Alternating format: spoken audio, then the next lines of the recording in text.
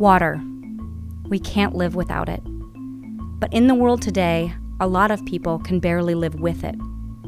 It's estimated that 1.8 billion people cook with, wash with, and drink contaminated water. 2.5 billion lack access to sanitation.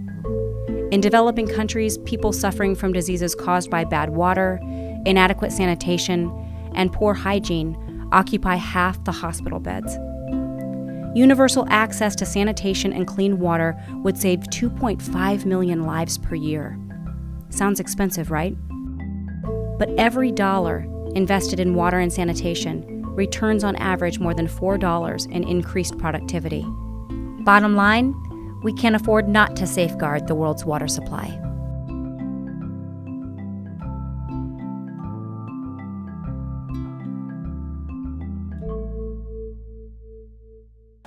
Welcome to the Rotary Club of Tulsa. I'm President-elect Hannibal Johnson, filling in today for President Mike Homan. Rotary is not your typical civic club. We're an international service organization composed of people who share a passion for enhancing communities and improving lives all around the world, and people who know how to marshal the resources to get the job done. The difference we make starts with our members. You, fellow Rotarians, hold all the cards. Speaking of difference makers, please join me in saluting past President John O'Connor on his nomination to the federal bench. Congratulations, John.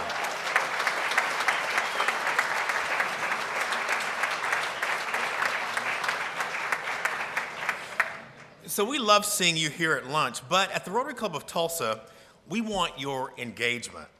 We invite your participation at all levels, at our weekly meetings, at our club committees, at our events, and more. We love seeing you when your schedule permits, but we don't want your schedule to be a barrier to your engagement. Engage with us. We're here for you, we have a place for you, and we value you. Let's begin our program with the Song and Pledge from Jerry Dillon, the Invocation from Bill Miller, and visitor introductions from David Wagner. In honor of our great state of Oklahoma, let's sing one of the premier songs from that great musical, Oh, What a Beautiful Morning.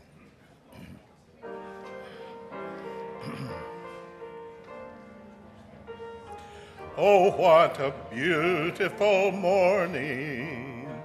Oh, what a beautiful day.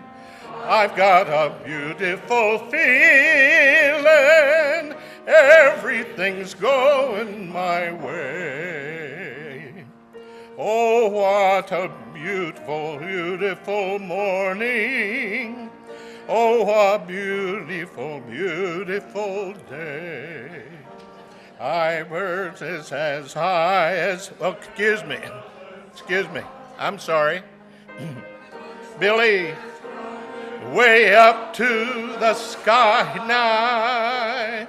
Oh, what a beautiful morning. Oh, what a beautiful day. I've got a beautiful feeling. Everything's going my way. Everything's going my way. Let's play.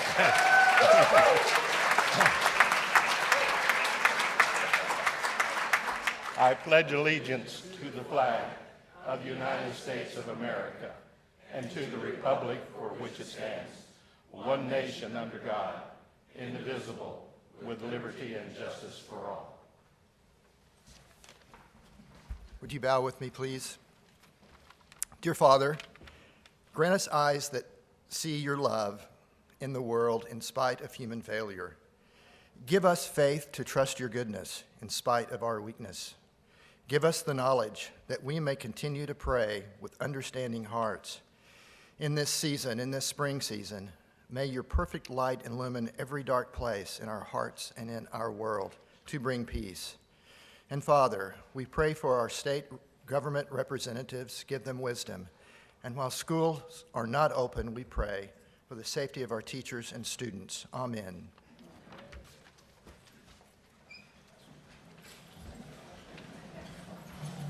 Welcome, everybody. We have a number of guests here today that I want to take the opportunity to introduce. So when I mention your name, the name of the guest, and the host, if you would please stand up, and we will welcome you at the end, okay? So first of all, we want to welcome Billy Cortez, who is our pianist today. Billy, could you wave your hand? Pianist for Rotary Men of Note. Thank you so much for being here today. She was the exception to the applause to begin with. And from there on, we're going to go with Stevie Charas, who's a visitor today. She's from Southwestern Payroll, guest of Lynette Potter. Stevie Charas. If you could please stand, Stevie, right there, go. And Lynette, thank you very much. And then Lisa Berry, a guest of Rob Berry. Lisa, where are you? Lisa's right out here. Welcome. Good to have you here.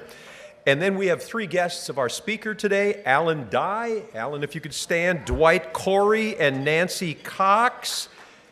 Welcome. And also the wife of the speaker, Grace Dwyer. If you could stand, please. Welcome. Good to have you folks here today. Scott Keeter is a guest today representing Oklahoma Grill Cleaning. Chuck Wilson. Welcome. Good to have you here, Scott. Debbie Wells from Penwell is a guest today of Linda Wilson. Thank you. Good to have you here, Debbie. Caroline DeCamp, daughter of Catherine DeCamp, back over there. Good to see you here. And then John Myers. Pastor John Myers is the pastor of Joy Lutheran, guest of Gary McCall. Good to have you here. Also, Kaiden Creekpon, who is an attorney with Frederick Dowart Lawyers, is a guest of Joseph Bias and Corey Nickerson. Good to have you here. And then this one, I love this because this gentleman, Adam Hunter, is from Goodwill, but you know how he heard about the club? On the website. Doesn't have a host, but is here today. So Adam, where are you? Please stand up. Make sure you go and greet Adam in particular. Good to have you here. Thanks for being diligent. So welcome, everybody. Then fellow Rotarians here from the Bristol Club, Mickey Moore. Mickey? Hi, Mickey. You can stand up, okay. And then from Owasso Club, Chris Wheeler and Jake Norrell. Welcome, everybody. Thank you. We welcome you here to our club and invite you to come back another time. Thank you, Jerry, Bill, and David. We offer a special welcome to all our guests here at the Rotary Club of Tulsa, where Tulsa's finest business and community leaders come together as difference makers in our community and beyond. If you're looking to make a community impact, then you've found a new home. Thank you to this week's meeting sponsors whose sponsorships help defray the cost of our club. They are, as displayed, Bill Richard and Dave Moore. We encourage you to do business with your fellow Rotarians. In addition to today's sponsors, thanks to all our meeting volunteers whose service makes our meetings run so well each week. Let's thank our volunteers. Just a couple of announcements. RSVP cards are on the tables for the April 25th meeting. The speaker is Senator Tom Coburn. Please let us know if you're going to be bringing a guest for that meeting. Also, Terry Paul Miller passed away on April 8th. Terry served as district administrator for Rotary District 6110, our district, from 2004 to 2017. Please keep Terry's family in your thoughts and prayers. At this time, a side mic from Luann Buehlinger. Luann? Thank you very much, Hannibal. I'm here today to talk to you a little bit about the Rotary Club of Tulsa Foundation and to announce a special event we have coming up. Just this past year, our own foundation has given away $135,000 in grants to Tulsa area nonprofits and to Rotary projects like Camp Enterprise, Youth Exchange, Shop with a Cop, and the water well drilling in Nicaragua. Since its inception, we've distributed $5 million to charitable and humanitarian causes. So your gifts to our own foundation are making a difference in people's lives every day. We are a 501c3, and when you give money to the SARJ or buy your ticket for the IBA Awards, you are giving to the foundation. So soon we will be recognizing each of you who have moved up a level and have moved up to gold, silver, and bronze pin level giving. We're also going to be honoring fellows and a new Pillar Award winner. In the meantime, you may not be aware, but we also have a legacy giving program, which means that you can designate our own foundation in your retirement plan or in your will or in your trust, and we even take gifts of property. And so Dwyer and I are going to have a business booth in the hall before Rotary next week where you can come ask us any questions about how to set that up with your retirement planner. Also, if you'd like to just reach out to us directly, past President Tom Klenda is also on our committee, so feel free to reach out to me, Tom, or Dell, and we'll see you next week. Thank you. Thanks, Luann. Please help me welcome our Sergeant at Arms, Charles Seacrest. All right, how's everybody doing today? Well, that was really exciting. I could tell you guys, I really put a lot of effort behind that. Thank you. All right, we're going to get right to it because we got a busy day today, and let's see here. First up, well, speaking of John O'Connor, actually himself as well as Tom Klenda and Daniel Ketchum, just moved to Hall Estill, and so they wanted to make a fine of $300 to make everybody aware of that. And it's really great. I mean, golly, John O'Connor, he's making more moves than a bowl full of Jell-O right now. So anyway, and is he even here? Is John here? Is Tom here? Tom. There you are, Tom. Good to see you. Is Daniel here? No? Good. Okay, well, anyway, thank you very much. Appreciate it. Absolutely. All right, and it is going to be a short day. We go straight to the Sarge pick. So I'm sitting in the house, this bird flies on the windshield, and I'm pretty much thinking it's staring at me thinking I'm the man that killed his family. I mean, that thing just stared at me for minutes. So anyway, I figured I might as well share him a little glory here on the Sarge Pick of the Week. So there we go. All right, so please keep me in mind for fines and all that good stuff. And actually right now, I pass this along to you, we have something special, a little different. A hardworking team from our club just returned from Nicaragua. The Rotarians putting service above self in parched villages. They were putting in plenty of water wells, which is an unbelievable milestone. What was the number? Do you know, Lane? 510. Wow, that's amazing. We're up to that. Today, Paula Wood and Jerry Barrientos and I will kick that off. So, if we can, first of all, they want to put me into a... Go ahead. Jerry's my Rotarian wife. We're trying to make this authentic. Okay, here we go. All right. All right, all ready? So, picture Rotarian and 2 village residents. Okay. That would be me. Back in the day, a man took a tip to serve Nicaragua on a mission trip. The place was dry. Oh my, no water, not a drip. Poverty, thirst, it was the pits. His heart burst, such crying need. It was a big and bad one indeed. Met a young dad, but not his wife. No, she was hardly living a life. Usually gone with her daughter, hauling water. The place was drier, farther, hotter. The teacher wishes she had taught her. It's just a fact, girls carry water. No time for school, it breaks their hearts. Somebody's got to push the carts. To carry buckets, take no smarts. Twice a day, so early starts. There's not a well near these parts. To you good folks, I tip my cap. You don't have faucets, there are no taps. You're in a gap, not on the map. I'm with a group called the Rotary Club. We're here to help when you're in a rub. Life is here's dry. The thirst makes us die. No money to buy, no help, sigh. In Leon, there's a Rotary guy. I've got an idea to catch his eye. Mickey's a friend back home who drills down valleys and deserts and sometimes hills. He could come and solve all these ills. Joining forces, Rotary has the will. Good water's waiting to spill. I like what you say, I like that sound. We need help and want you around. My child, oh Lord, hopes almost forgot her. She still can't read 'cause of hauling water. We ration it out in a careful way. Don't spill a single drop, we say. To bathe, use only 1 cup a day. You need water wells. We'll find a location. You'll be shocked. No more stagnation. It's our vocation. For your nation, it's time for elation. Good! There's no water in many a spot. A longer list, that's what I've got. Up at the school, no well's been sought. Kids are dirty, thirsty, and hot. By ox I took my mom, she's sick, disease from a tick, no help quick. Doctor and nurse's hands are tied, hospital beds outside. It's not clean, cannot abide, there's no well, no lie. Orphans are growing a lot. No mom or dad, sleep on a cot. They're thirsty too, I almost forgot. No well there, it's never been sought. Together, Rotary can help this nation. You mean you're gonna make a donation? We can bring you all hydration. That would be our salvation! And so, Judge Peterson, he took the lead and brought in others who met the need. And now down the road, there's much less worry. But friends, that's not the end to this story.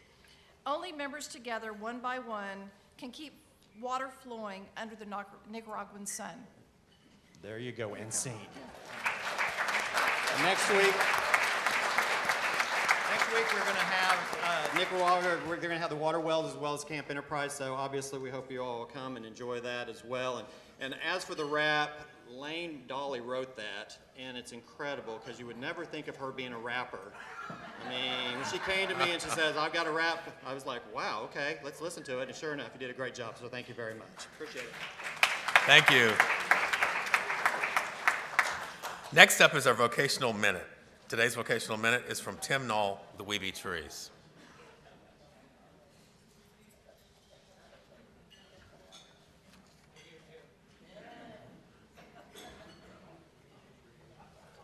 You'll have to excuse me, I'm a little hoarse from this weekend at Camp Enterprise. It was kind of cold. My name's Tim Knoll. My wife and I, Barbara, own Weeby Trees. I went to OSU and got my bachelor's in forestry, then moved here to Tulsa, where I worked with the city and got my certified arborist license, and then become a registered forester in the state of Oklahoma. I'm very passionate about trees. It's basically my whole life. I spent my career learning and teaching and caring for trees, basically in the places that people live, work, and play. Although I'm considered a salesman for Weeby Trees, I don't really consider myself a salesman. What I really like to do, my role is basically to assess trees and give recommendations to tree owners as to how we can manage trees with the money they're willing to spend. Basically, we provide pruning, removal, stump grinding, cable and bracing, spring and fall fertilization, plant health care, diagnosis, and pre-construction preservation. We also run a business alongside Weeby Trees called Bee Haulin', and we deliver 18-yard roll-off trash containers to homes and businesses. If we can be any assistance to you, please call the office. And by the way, Barb sells firewood. Thanks, Tim.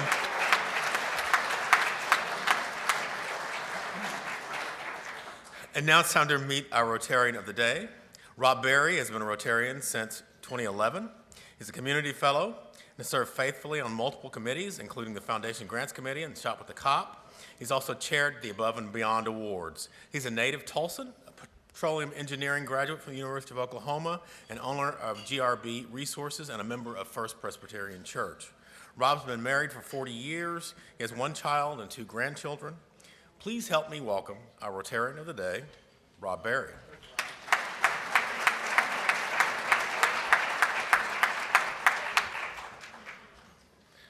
Thanks, Hannibal. I had the pleasure of meeting John Dwyer in the fall of 1974 when we were both new pledge brothers to our fraternity at the University of Oklahoma. During those formative years, we always knew that John was very creative in his writing abilities, as he created some of the better-known pranks ever seen or experienced at OU. Because of John, many of our collegiate experiences were greatly enhanced, but may be better left for, let's just say, private discussions, or he might work those tales into his fictional books where all names and dates can be changed. John's extended immigrant story is familiar to many. His great-grandfather immigrated to America by himself from Ireland at the ripe old age of 17. Then his grandfather arrived in Oklahoma in 1909 at the mature age of 21, just 2 years after statehood. Definitely no staying on their parents' insurance until they were 26. And the Dwyer family's lived in Oklahoma ever since, a little over a century now. John's a graduate of Duncan High School, where he apprenticed his writing skills for the local newspaper. He then graduated with a degree in journalism from the University of Oklahoma and later graduated from Dallas Theological Seminary. Since 2006, John has been an adjunct professor of history and ethics at Southern Nazarene University. His writing expertise includes the renowned historical novels Stonewall, The Life and History of Stonewall Jackson, and the sequel, Robert E. Lee, and many other works of historical fiction.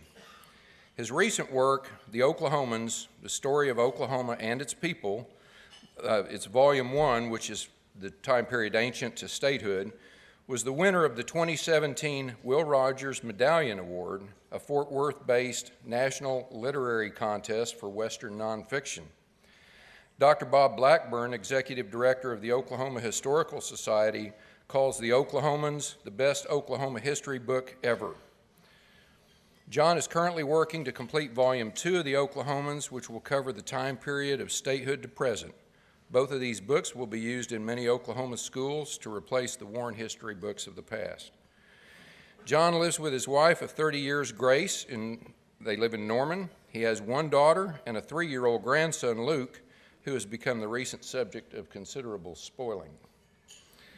It is with great pleasure and an honor to introduce my good friend, John Dwyer, and John will be having books for sale and signature afterwards, so be sure and stop by.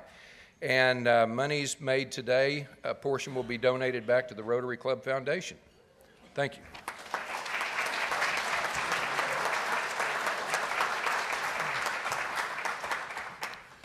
Well, it's an honor to be here before this magnificent organization, although I just am reminded again as I look out on the crowd how God has such a sense of humor. Some of these people grew up to be grown-ups. I mean, I knew some of these people before they were grown-ups. And Chuck Dye over here, Sim Group, I won't tell you how he acted up on the stage at, what was that guy's name that was a hypnotist in Tulsa? Dr. Richard De La Font. So y'all know who that is. So anyway, but yeah, we'll let the skeletons lie where they need to be. It is an honor to be here and to be among fellow grown-ups and to see so many of us that finally put to use our degrees and our God-given talents. And certainly this organization here, it is remarkable to me to see the way that you're pooling your talents and your resources to do such great works here and far away. Well, I want to start out, just give you a brief preview of this book, The Oklahomans, not just for the sake of the book itself, but because it's the context for what I'm going to be speaking about today, the history of our state from ancient times up through statehood. So, Mr. McGill over there, if you guys could run the 2-minute preview video. Thank you.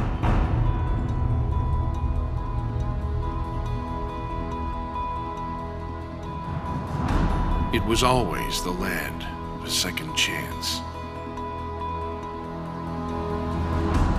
When the first immigrants came from Asia thousands of years ago,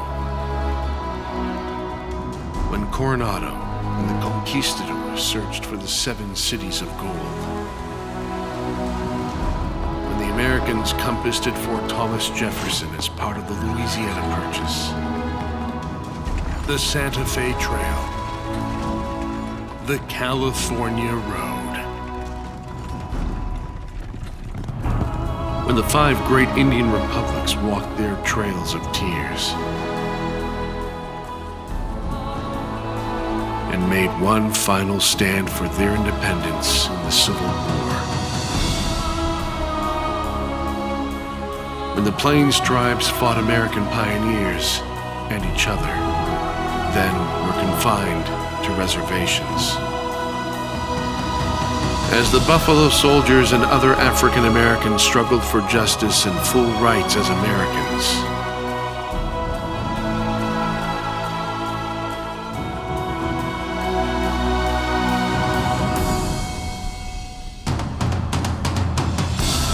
it was always a big land, a wild land, big dreamers who never heard the word quit. White cattle drovers, former Confederate soldiers, Christian missionaries, Midwestern farmers, and immigrants from many nations making for the only kind of land many of them could afford: free.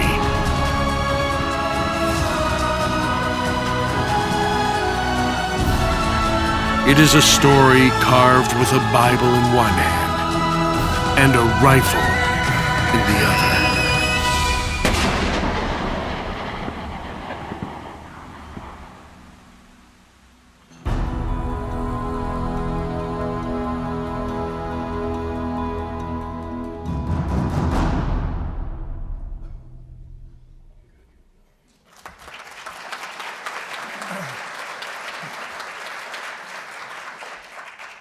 Well, I tell you, the credit for that, it reminds me of how we need to not grow discouraged with young people that we've poured our lives into, whether it be sons, daughters, grandchildren, kids we coach, tutor, big brother, little sister, whatever. The young man who put together that and other videos that we've had, I can remember when he was in my high school history class years ago, and this guy was so uninspired. He not only went to sleep in my class, but I tried to ignore it until he started snoring. And he grew up to do this kind of stuff. So don't give up on these young people. And if there's a driving motivation for me in all that I write, it is, Rob talked about some of these forefathers I had. They're just a bunch of storytellers that go back, that used to have the name of Dwyer. And ultimately, I think that's really what I am. And my goal is to tell stories, not just for entertainment's sake, but for the sake and the purpose of inspiring young people in particular, but all of us to rise up and be better maybe than we are, and more what we were created to be. So am I pointing this in the right direction? Yeah. Okay, just a couple of little housekeeping deals. Those of you who want to find out more or want to converse, if you have questions on Oklahoma history, want to dialogue, here are my addresses, website, Amazon author page. We've got a Facebook Oklahoma history group. Many of you in this room are already part of that. It's a wonderful, engaging page. And then I've also got a Facebook author page. This book, won't dwell on that. Rob already talked about the Will Rogers Medallion. The genesis of this book goes back to 2005. I'm sure a number of y'all in here are familiar with, or even perhaps know, Dr. Bob Blackburn, Executive Director of the Oklahoma Historical Society. He's been a friend of mine for many years, and I walked into his office one day in 2005 just to kind of catch up on things, and he had this book on his desk, The War Between the States, America's Uncivil War, which if you're ever looking for a one-volume book that tells the causes, the events, and the consequences of America's greatest tragedy, the Civil War, this would be the book we would hope that you would be interested in. But he had that book, he had read it, and he asked me, he said, "John, can you do one of these books on Oklahoma history?" And after spending 5.5 years working on this book, you know, those cartoon characters that have the little cloud go up and you see what they're thinking but not what they say, it probably wouldn't have been printable what I was thinking at that point. But lo and behold, 11 years later, out came the Oklahomans. And it's amazing and remarkable to me. I grew up in Oklahoma. I had the Oklahoma history courses. I had the field trips to the Capitol and so forth. It is amazing to me. You give me 10 years and I'll learn a lot. I learned a lot more than I shared in the book. For instance, when we say ancient history, I learned that it really is ancient history. Just a few minutes from my home in Norman, perhaps the premier archaeological group in Oklahoma, the Oklahoma Archaeological Survey at OU, made a visit there one day, and they had this little fella. Anybody guess what that is, by the way? Dinosaur? Kind of. It's actually a buffalo head. But that is about, Hannibal, the size the thing was sitting on this huge table. Apparently, the American bison used to be about 2.5 times the size that the contemporary version is. This fellow was dug up out near Fort Supply, which later became famous in the Plains Indian Wars, General Phil Sheridan, General George Custer, and so forth. He was their predecessor, between 5,000 and 10,000 years old. So our history goes back a little ways. This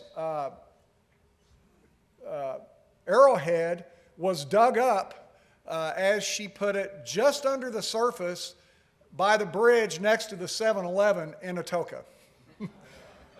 One of my students at Southern Nazarene, fortunately I had the good sense finally to check it out at the archaeological survey, and to my shock find out that thing's between 3,000 and 3,500 years old. A lot of the Oklahoma history books in the past, this is kind of where they start. They talk about the mound builders, and by the way, I'm going to kind of put it in first gear here to motor through pretty quickly, because what I'm doing here first is giving you a little bit of an overview of some of the main themes and subjects in Volume 1 of the Oklahomans, and then I'm going to segue from there into more of a focus on some Tulsa area history from not only Volume 1, but a preview that no one else has seen before. My wife's heard me talk about it. That's Grace over there, by the way, at the book table. Long-suffering of 30 years wife.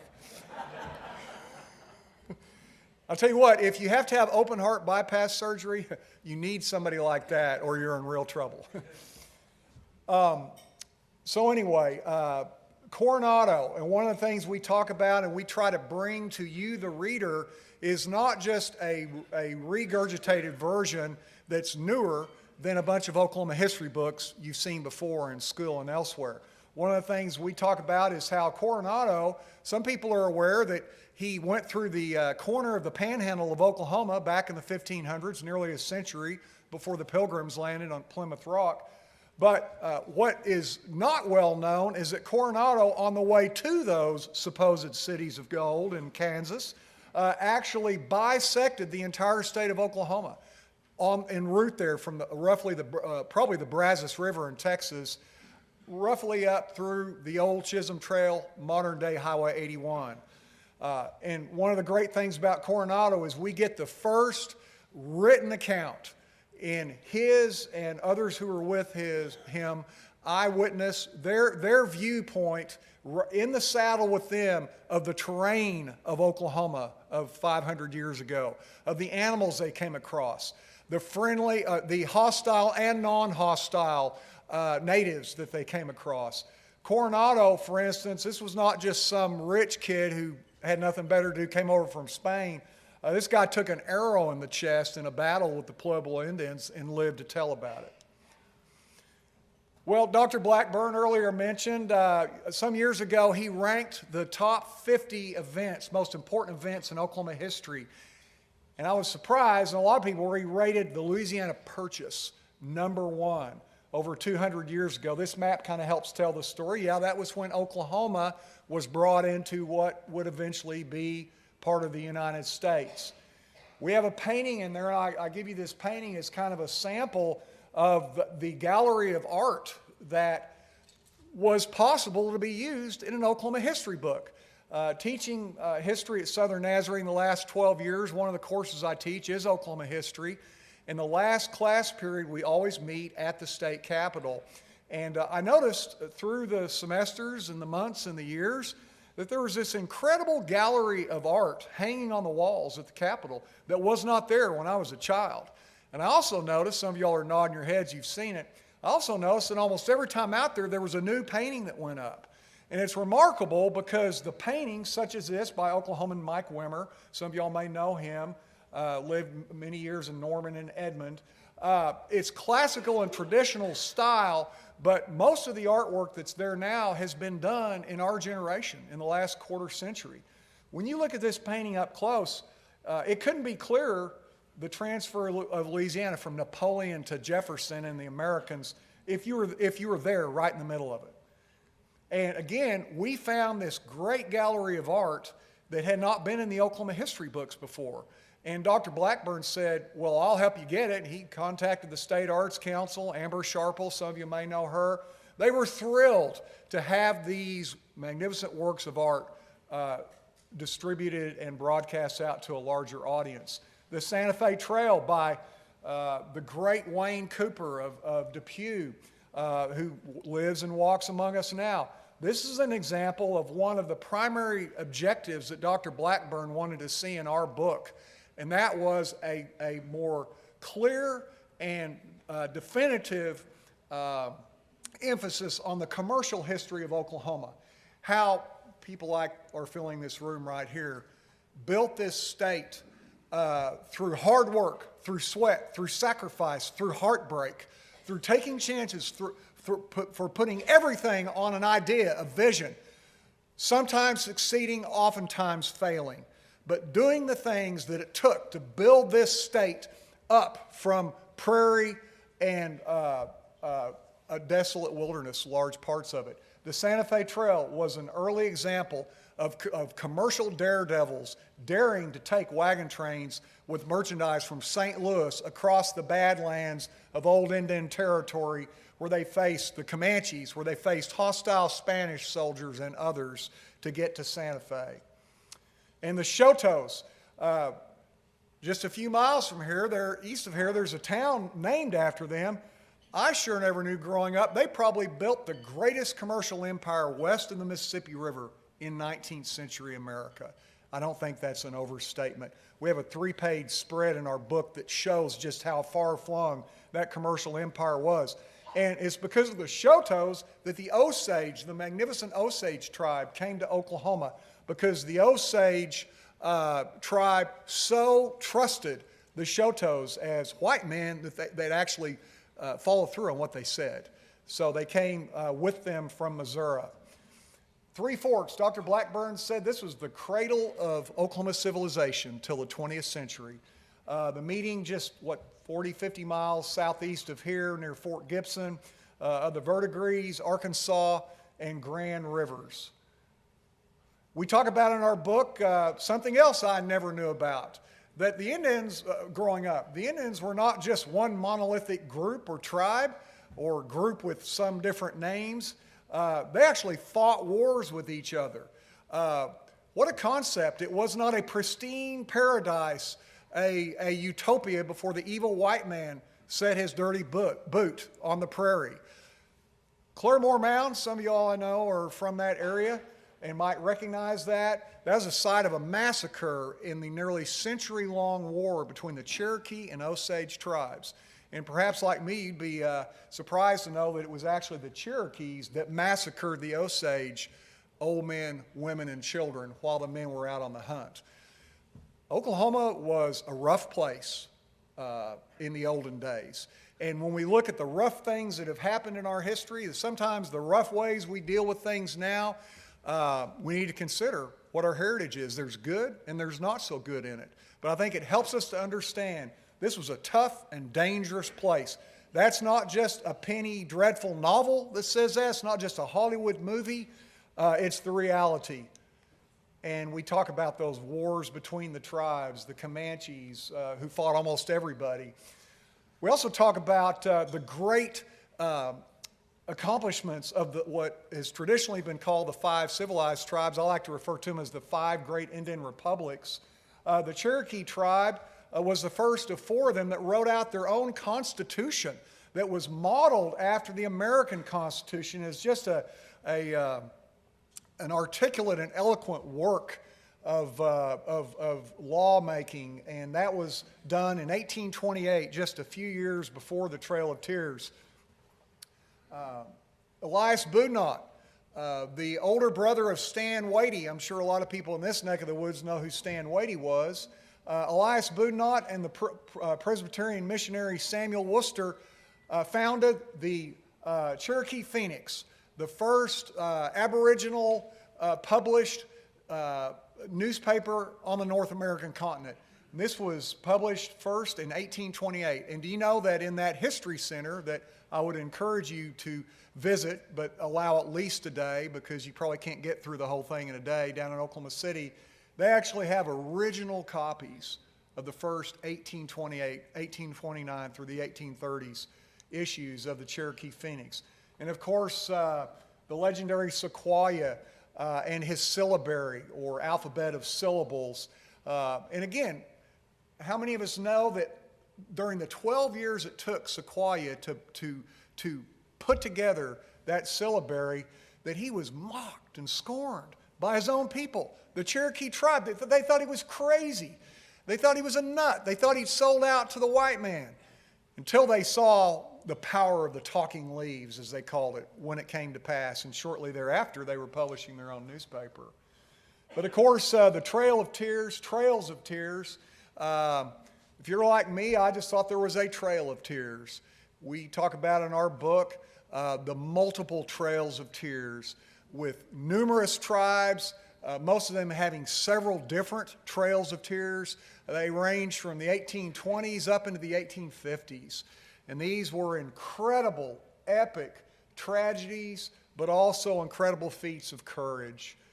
And we have all of the best artwork we could find from numerous sources in the book of that.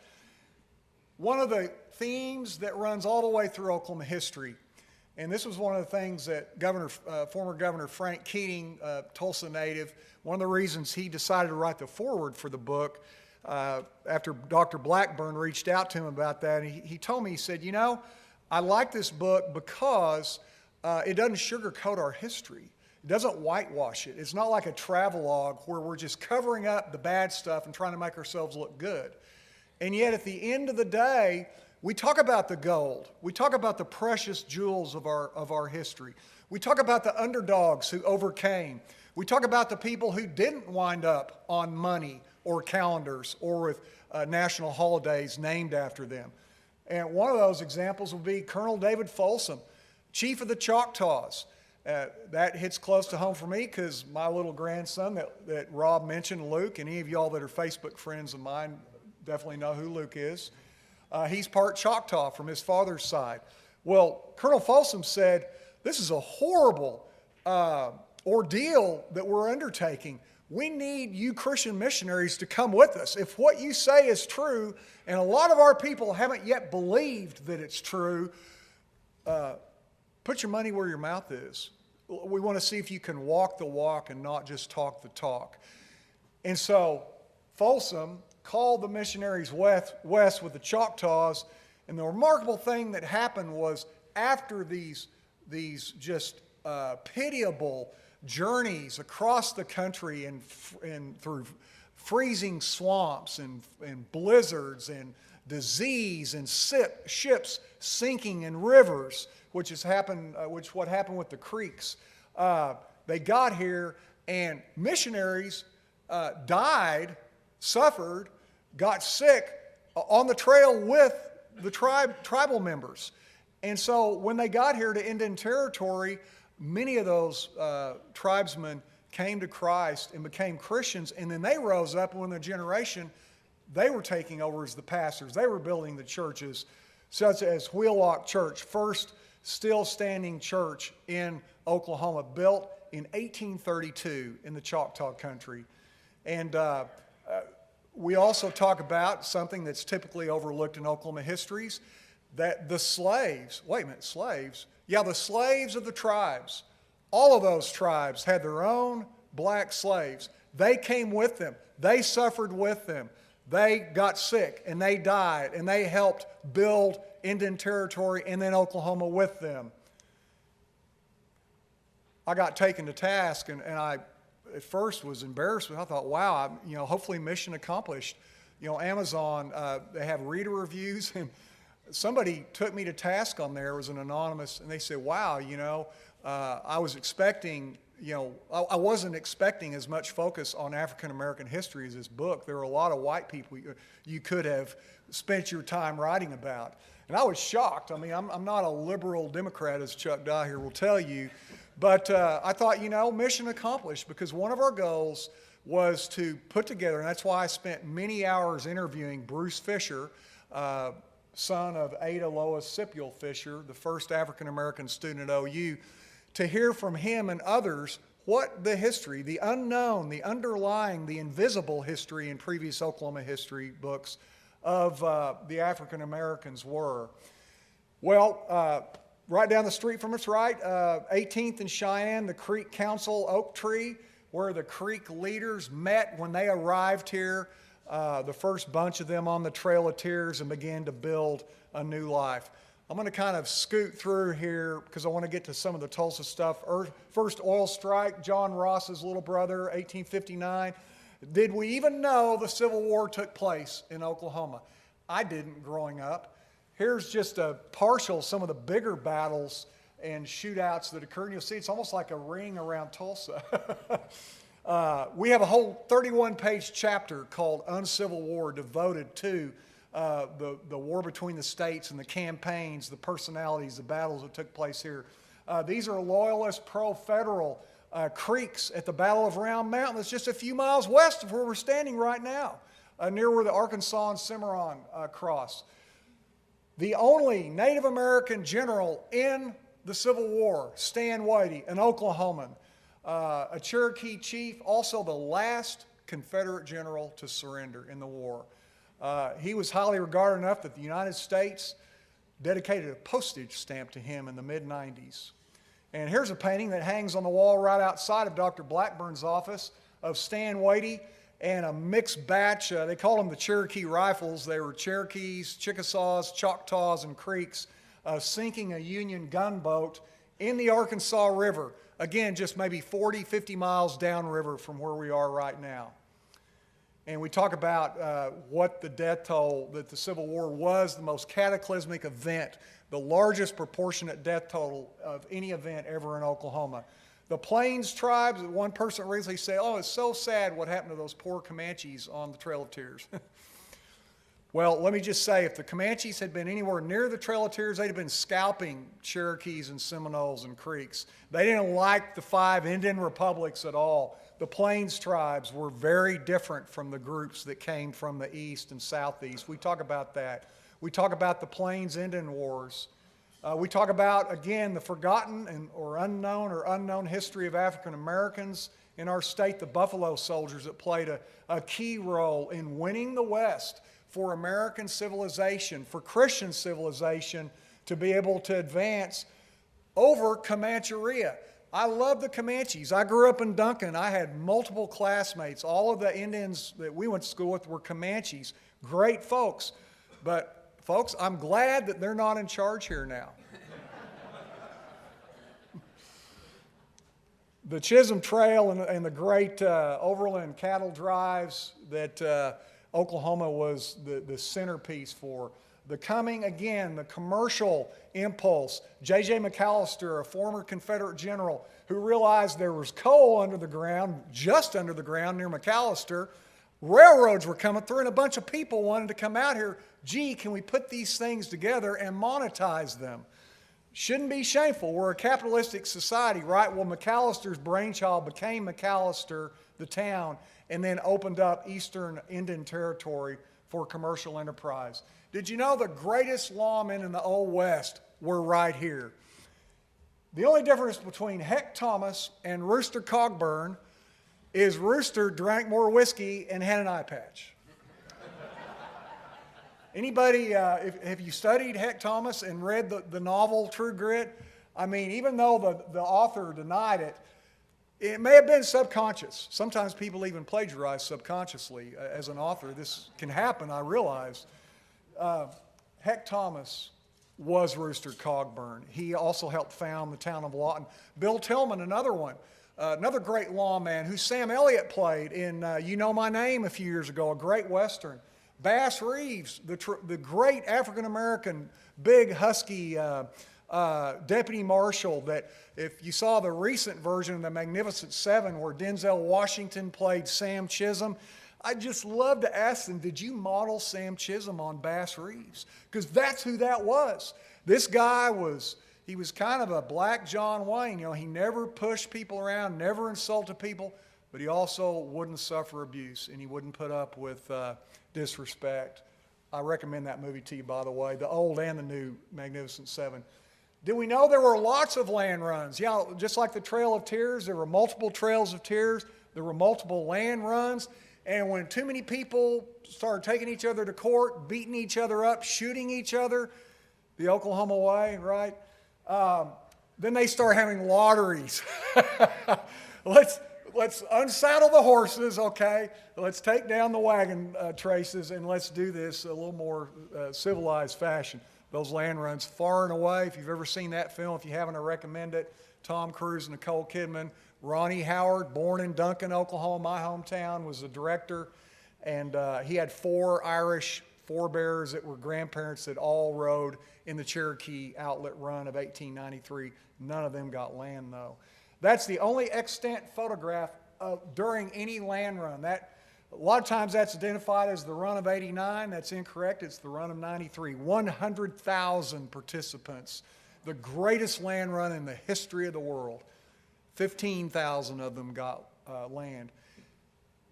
People always pick on us, including ourselves, because we're poor, or we're 49th, or we're 48th. And that kind of provokes me, because this state, more than any that I know, started out with a bunch of tough, poor people. I mean, how much did the land cost? The land was free if you could win it.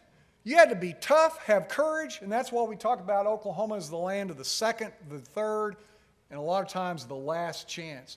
Our history, even up through the Vietnamese boat people and groups before and since, we are a state full of people that came here because there really was nowhere else to go, or because things weren't working out well where they were.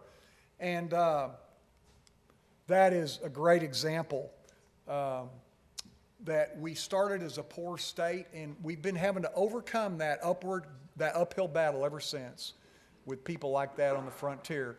Again, we talk about how the unwritten history, unknown history of African Americans in Oklahoma. That's an early student body at Langston College, one of the first historically black colleges west of the Mississippi. The United States Census, and this was reported by Jimmy Franklin, an African American historian, says that black men and women owned 1.5 million acres of land in 1905 in modern-day Oklahoma. Now, they skipped that in my Oklahoma history 9th grade class. Think about that. In an era of Jim Crow, before it was even a state, 1.5 million acres of land. That's why you see within a few years all these all-black towns grew up east and west Oklahoma, because they had land and they parlayed it together. We talk about the oil booms, the first great strike, the Nellie Johnson, right up the road. I've got to stop here in 2 minutes. And I'm just a little quick vignettes here on Tulsa, 1900 Tulsa. The population of Tulsa, many of you all are well aware of this, the incredible growth by decade, 1900, just over 1,000 souls in 1900, 142,000 in 1930. There's the Glenpool oil strike just a few miles west of here. That brought in more revenue before Oklahoma was a state than the Colorado Silver Strike and the California Gold Rush combined. Now, Ken Burns and History Channel, they haven't talked about that, I don't think. Statehood, Teddy Roosevelt. There's a skyline, oil capital of the world, Tulsa, late 20s. Why? Well, yeah, J. Paul Getty earned his fortune here. Harry Sinclair, William Skelly, you can know the names better than I do. Oklahoma Natural Gas was birthed because of the Glenpool oil boom. Right up the road, Phillips 66. Spoke in Burrellsville a few months ago. Some of y'all know that's Boots Adams. Boots Adams, you talk about an entrepreneur. When World War II came and we were losing, part of why we were losing in 1942 was because the Japanese had cut off our supply of rubber, which furnished everything from tires for Jeeps to aircraft and lots of things in between.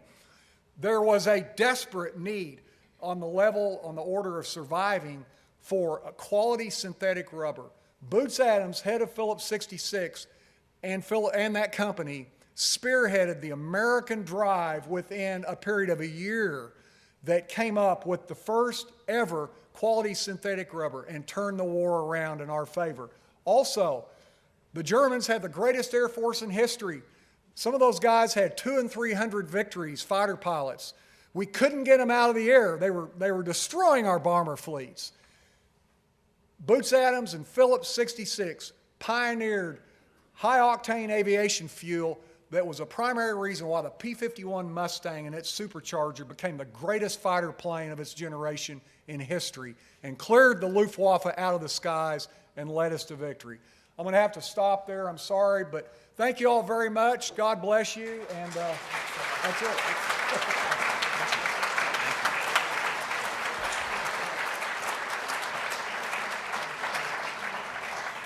Now, John will be sticking around, and if you have questions that you want to direct to him individually, please feel free to do that. Please feel free to stop at the book table, pick up a signed copy of one of his books as you exit. A book recognizing today's program will be presented to our Partners in Education School, Celia Clinton, and the book is Outlaw Pete. So once again, thank you, John. Upcoming programs. April 18th, next week, Camp Enterprise and our Nicaraguan water well project. Two of this club's signature projects will share the bill next week. If you have a potential member in mind, this would be a great program to host them as we hear about some of the things that make the Rotary Club of Tulsa so special, serving youth and providing potable water to people in third world nations.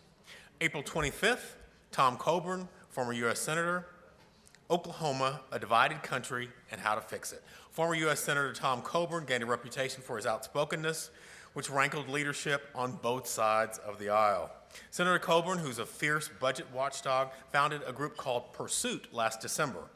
That organization aims to help young Americans understand and take active ownership in discussions on the national debt, unfunded liabilities, and federal program management. At our April 25th luncheon, Senator Coburn will offer his insights and thoughts on the national political scene. On May 2nd, Shannon Sedgwick Davis, CEO of the Bridgeway Foundation. Shannon Davis is the CEO of the Bridgeway Foundation and charitable giving arm of Bridgeway Capital Management of Houston. She's an attorney, a passionate advocate for social justice and international human rights. She's a well-known strategist engaged in promoting peace and ending human atrocities across the globe. She serves on the advisory board of the Elders, a nonprofit founded by Nelson Mandela, Desmond Tutu, Kofi Annan, and Jimmy Carter to bring peace to places of violence. Shannon's work has been featured many times on radio, on television, and in the print media. So, I encourage you to go out, share your Rotary story, and don't forget to bring a potential member, a friend, to our next Rotary meeting. Go in peace. We are adjourned.